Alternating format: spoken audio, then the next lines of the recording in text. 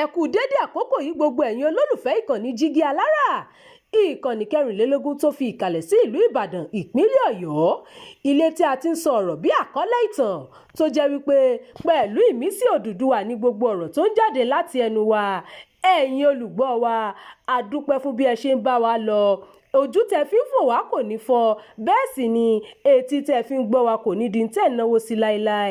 Abdulkareem Nimot ni oníròyìn yín. Kí ló dé tí UK ń pààrọ̀ olóòtú ìjọba léraléra? Sir Keir Starmer ni olóòtú ìjọba kẹfà tó máa kọ̀wé fipò sílẹ̀ tàbí táwọn olùdìbò máa mú ní tipa láti fi ipò rẹ̀ sílẹ̀ o láàrin ọdún 10.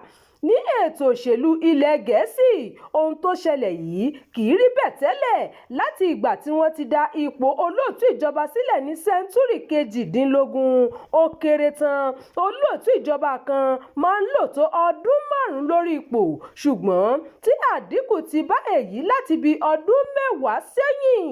Kí ló fa àyípadà yìí? Ó ní ìdí kan pàtàkì tí àyípadà yìí fi ń wáyé fún àwọn olóòtú ìjọba 6 tí wọ́n fi ipò wọn sílẹ̀ láàrin ọdún 10 yìí. David Cameron kọ̀wé fipò sílẹ̀ lọ́dún 2016 nítorí ó pè fún pé kí UK ṣì wà ní ẹgbẹ́ ìṣọ̀kan ilẹ̀ Yúróòpù, àmọ́ tó fìdí rẹmi. Theresa May náà jẹ́ ẹni tó forí sọta Brexit bí wọ́n ṣe kó àwọn àbá rẹ̀ tó gbé kalẹ̀ lórí ìbáṣepọ̀ láàrin UK àti EU kó tó di pé wọn kò gba àbá rẹ̀ wọlé. Wọ́n lé Boris Johnson kúrò lórí ipò nítorí ìwà rẹ̀ táwọn aṣòfin ẹgbẹ́ Conservative bíi tirẹ̀ náà sọ pé kò wúlò fún ipò tó wà bíi ti tẹ́lẹ̀ mọ́. Liz Truss kúrò nípò náà nítorí bí àwọn èèyàn ṣe gba àwọn àbá rẹ̀ lórí ìṣúná fún gígé owó orí. Gẹ́gẹ́ bí àwọn olùdókòwò ṣe sọ, gígé owó orí náà kò pé wọn rárá. Rishi Sunak ni ọmọ ẹgbẹ́ òṣèlú Conservative tó kúrò lórí ipò náà kẹ́yìn bí wọ́n ṣe fi ìbò gbé kúrò pé ìṣèjọba ẹgbẹ́ òṣèlú Conservative fún ọdún 14 ti sú àwọn aráàlú. Fún Keir Starmer tó ṣẹ̀ṣẹ̀ kọ̀wé fipò sílẹ̀, ó kúrò lórí ipò nítorí kò rí àtìlẹ́yìn àwọn aṣòfin akẹgbẹ́ rẹ̀ tí wọ́n jẹ́ ọmọ ẹgbẹ́ òṣèlú Labour Party mọ́. Àwọn aṣòfin náà gbàgbọ́ pé Starmer kò gbajúmọ̀ mọ́ àti pé ó máa jẹ́ ìdúnkokò sí ẹgbẹ́ òṣèlú wọn. Àmọ́ pẹ̀lú gbogbo àwọn okùnfà tó fa ìjákulẹ̀ àwọn olóòtú ìjọba yìí, ó dàbí pé àwọn kan míì lọ lágbo òṣèlú UK, èyí tó mú kí òṣèlú náà le díẹ̀ tó sì mú kí àwọn olùdìbò má ní àforíjì tí wọ́n sì ń pín yẹlẹyẹlẹ. Àwọn ìwádìí fi hàn pé àwọn olùdìbò ń rí bí ẹni pé àwọn olóṣèlú kò ní ìmọ̀ kíkún nípa nǹkan 3 tó ń fa àìsí ìdùnnú fún wọn. Ohun àkọ́kọ́ ni bí àwọn ohun amáyédẹrùn tó mú ìgbé ayé rọrùn wọn ṣe dúró sójú kan. Èyí ni a lè tọpinpin sí làásìgbò ètò ìṣúná tó wáyé lọ́dún 2008. Fún ìdí èyí, tí a bá ń wo ìdí tí UK ṣe ní olóòtú ìjọba 6 láti ọdún 2016, ó yẹ láti wò láti ọdún 2008 náà. Bákan náà ni àdínkù kò tí ì bá ìgbé ayé ìrọ̀rùn tó báyìí láti ìgbógun Napoleonic Wars ní ìbẹ̀rẹ̀ sẹ́ńtúrì 19 nígbà tí àwọn èèyàn bá ń dààmú lórí owó níná tí wọ́n sì ń rí bíi pé ìjọba kò mú ìlérí rẹ̀ ṣẹ pé sáà tó ń bọ̀ máa dáa ju ti àtẹ̀yìnwá lọ. Kò ní yanilẹ́nu tí nǹkan kò bá lọ dédé.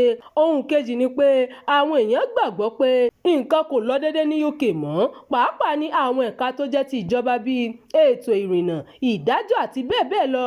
A lè sọ pé èsì bí ètò ọrọ̀ ajé orílẹ̀-èdè náà kò ṣe gbéra tó ni, èyí tó mú kí ìgbé ayé máa lọlẹ̀ fún àwọn èèyàn. Àìrajájá ètò ọrọ̀ ajé yìí ti dènà àwọn ìjọba tó ti wà lórí ipò láti rí owó dókòwò sáwọn ohun amáyédẹrùn bó ṣe yẹ bí ètò ẹ̀kọ́ àti ìlera. Ọ̀pọ̀ ló gbàgbọ́ pé kò sí ìfẹnukò ní orílẹ̀-èdè náà tí wọ́n sì gbàgbọ́ pé orílẹ̀-èdè náà ti pín. Àwọn kan máa ń di ẹ̀bi yìí rú bí ẹnu kò ṣe ṣọ̀kan lórí ìlànà táwọn àjòjì tó ń wá orílẹ̀-èdè UK láti fi ṣe ibùgbé láti bí ọdún 10.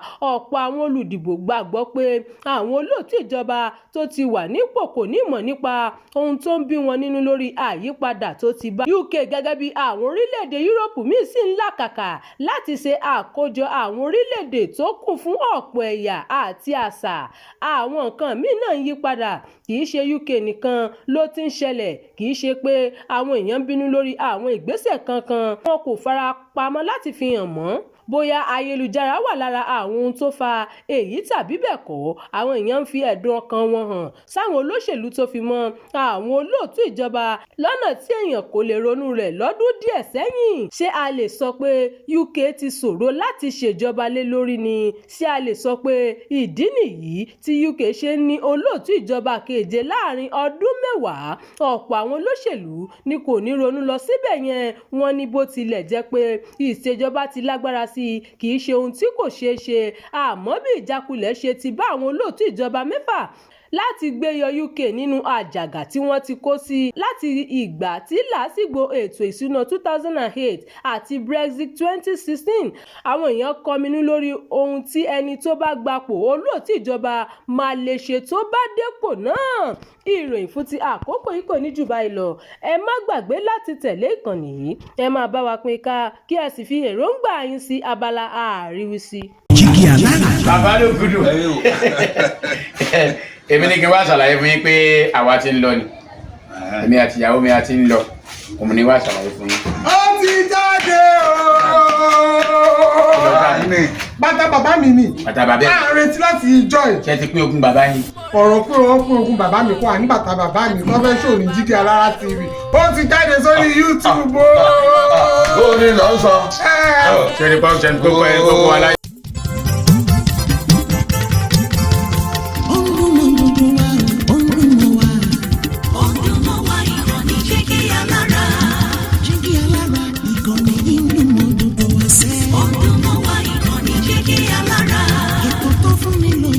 Ètò tó wà ní lọ́yẹ̀ wà ń bẹ̀. Ọdún mọ́ wá ìkànnì Jígí Alára. Ìròyìn lóríṣiríṣi tàbí mọ bó ṣe ń lọ láwùjọ. Ọdún mọ́ wá ìkànnì Jígí Alára. Ìkànnì Jígí Alára. Jígí Alára. Jígí Alára. Jígí Alára. Ìkànnì Jígí Alára 24 bàbá gbogbo.